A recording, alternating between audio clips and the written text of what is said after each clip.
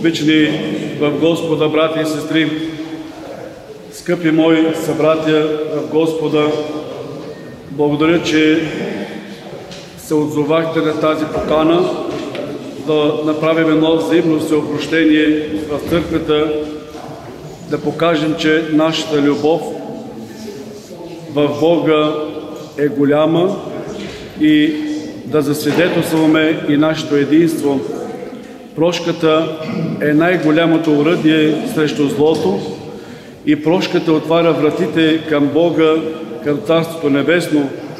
Не може да таиш в себе си злобата, омразата и ненавистта, а да кажем, че обичаме Бога, защото сам Господ казва: прощавайте на тези, които ви обиждат и нараняват, и молете се за враговете си. Ако човек успее да се моли за враговете, значи е потъпкал в себе си гордостта и това е преградата, която пада и Бог се вселява в нас и така заживява. Сещам се за един случай, когато един човек се изповядва на един старец и казва, че е изпълнил всяка точка от закона, но не може да прости на брата си за една обида, която го е накърнила. И стареца казва: искаш ли да кажем Отче наш? Той казва: знам, мога. И когато тръгва да казват Отче наш, който си на небесата, да свети Твоето име, те повтарят един по друг: да дойде Твоето царство, да бъде Твоята воля, както на небето, тъй и на земята. На същия ни хляб дай ни днес.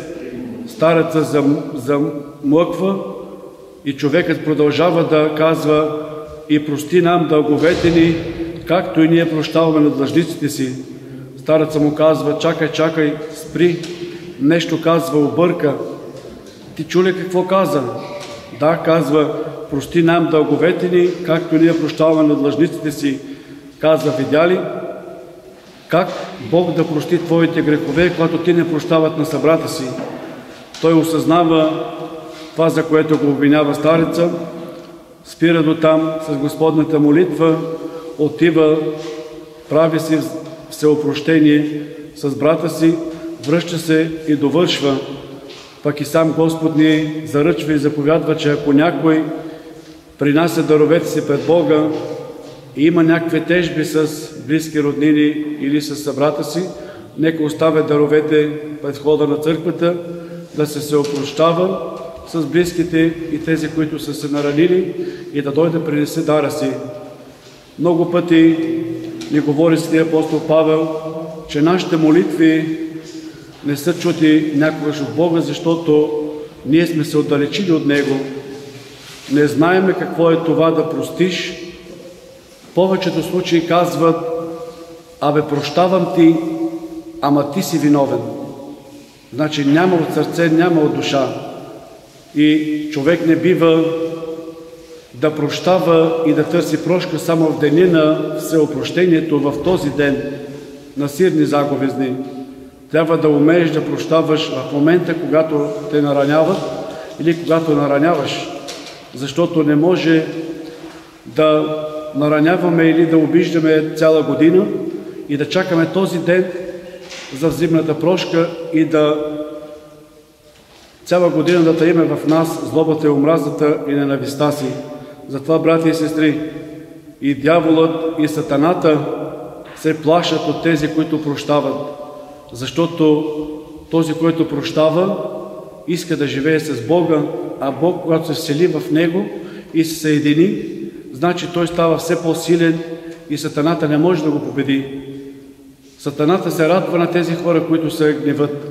Тези, които се огорчават, тези, които огорчават всъщност и които се огорчават. Защото те знаят, че по този начин те се отдалечават от Бога. Те не го допускат до себе си. И така Бог един ден става чужд за нас. И по този начин сатаната се вселява и ни владее през целите наши земни дни. И ние чувстваме в себе си един духовен глад, а този глад ние не можем по никакъв начин да го задоволиме, ако не заживеем с Бога и не се съединяваме, а това става само когато имаме тези добродетелите в нас, смирението, търпението, любовта, която е най-големият залог от Бога.